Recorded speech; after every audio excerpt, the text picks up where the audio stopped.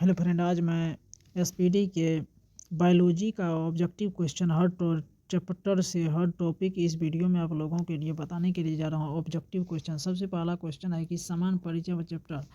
तो समान परिचय में क्या सा विज्ञान की वह शाखा जिसके अंतर्गत समस्त सजीवों अर्थात जीवधारियों का अध्ययन किया जाता है क्या कहलाता है जीव विज्ञान। उसके बाद यानी कि जीव विज्ञान का शब्द का सर्वप्रथम प्रयोग किसने किया था? लेमार्क एवं ट्रेविसनल ने 1801 ईस्वी में। उसके बाद है जीव एवं जंतु विज्ञान का जनक और अरस्तु। उसके जैव विकास को सर्वप्रथम समझाया कौन? लेमार्क ने। उसके बाद चिकित्सा शास्त्र का जनक हिप्पोक्रेटस। भारत में चिकित्सा के जनक चरक। वनस्पति विज्ञान का जनक थियोफ्रेटस। भारत के में शल्क चिकित्सा के जनक सुश्रुत। मानव का विकास इतिहास परंपराओं से यानी कि सर्वाधिक संबंधित विषय कहलाता है एंथ्रोपोलॉजी। उसके बाद हिस्टोरिकल एनिमल पुस्तक है कौन? अरस्तु का। उसके बाद अरस्तु ने हिस्टोरिकल प्लांटेरम पुस्तक कौन है? थियोफ्रेटस लिखा था। उसके बाद जीवधारियों का वर्गीकरण, दूसरा चैप्टर जीवधारियों का वर्गीकरण। उसके बाद पहला क्वेश्चन है कि जीवों में अधिक आधुनिक वर्गीकरण का वर्गीकी का पिता किसे कहते हैं? कैलोरस लिनियस को। जीवों के नामांकन के दो नाम पद्धति को प्रचलित किया कैलोरस लिनियस ने 1753 ईस्वी से। 5 जगत को वर्गीकरण पद्धति को प्रस्तुत किया रॉबर्ट एच व्हिटेकर ने 1969 ईस्वी। उसके बाद समस्त जीवों का 5 जगत वर्गीकरण है कौन? मोनेरा, प्रोटिस्टा, कवक, पादप एवं जंतु। सभी प्रोकैरियोटिक जीव सम्मिलित किए जाते हैं कहाँ? मोनेरा जगत में। उसके बाद मोनेरा जगत के सदस्य जीवाणु, नील हरित शैवाल, माइनोबैक्टीरिया। उसके बाद प्रोकैरियोटिक जीवों में नहीं होता है केंद्रक। उसके एक कोशिकीय यानी कि यूकैरियोटिक जीव सम्मिलित किए गए हैं प्रोटिस्टा जगत में। उसके प्रोटिस्टा जगत के सदस्य है शैवाल, कवक, प्रोटोजोआ। उसके बाद यूकैरियोटिक में उपस्थित होता है केंद्रक। उसके बाद जीवाणु टॉपिक। जीवाणु में ऑब्जेक्टिव जो कि है जीवाणु की खोज किसने किया? यानी कि ल्यूवेन हॉक ने 1683 ईस्वी। जीवाणु विज्ञान के पिता ल्यूवेन हॉक को जीवाणु का नाम दिया है एहरेनबर्ग ने 1829 ईस्वी में। के कोशिका संरचना वाला छोटा जीव क्या कहलाता है? जीवाणु। उसके जीवाणुओं की कोशिका भित्ति बनी होती है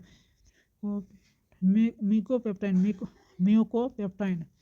उसके बाद दलित यहाँ है कि दलहन या पौधे की जड़ों में पाया जाता है क्या? राइजोबियम वायुमंडल नाइट्रोजन के रूप में परिवर्तन करता है राइजोबियम। उसके दूध में पाए जाने वाला जानता जीवाणु लैक्टोबैसिलस। उसके एंटीसेप्टिक सर्जरी की खोज जोसेफ लिस्टन।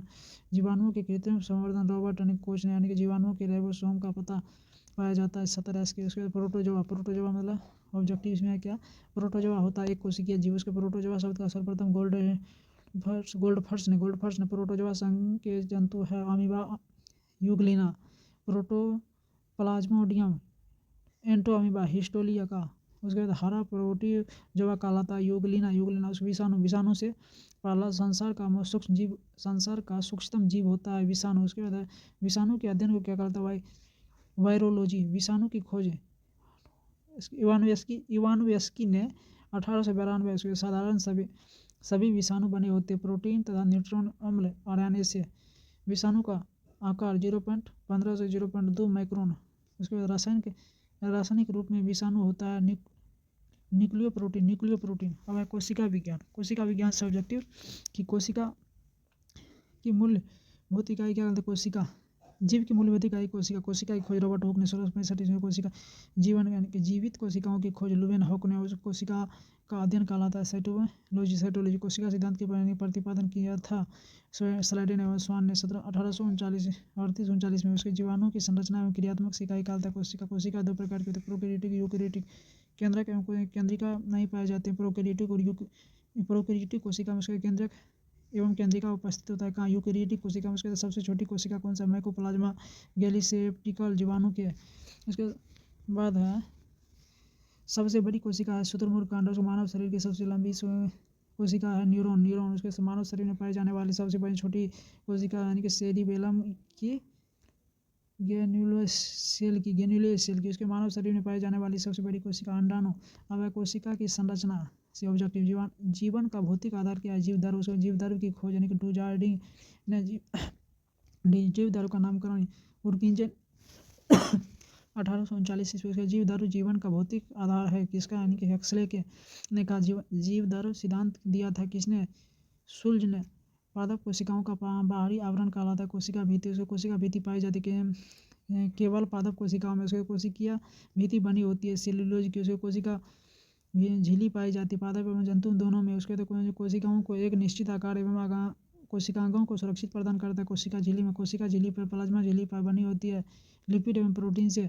अब अगला माइटोकॉन्ड्रिया से ऑब्जेक्टिव जो माइटोकॉन्ड्रिया की खोज किसने अल्टमैन माइटोकॉन्ड्रिया नाम किसने दिया था? बेंडा ने। माइटोकॉन्ड्रिया नहीं होता है जीवाणु में। माइटोकॉन्ड्रिया में पाए जाने वाला द्रव कहलाता है मैट्रिक्स। उसके मैट्रिक्स कोशिका का पावर हाउस ऊर्जा गृह किसे कहा जाता है? माइटोकॉन्ड्रिया को। कोशिका का श्वसन केंद्र है माइटोकॉन्ड्रिया। उसको माइटोकॉन्ड्रिया में जो ऊर्जा किस रूप में संचित होता है?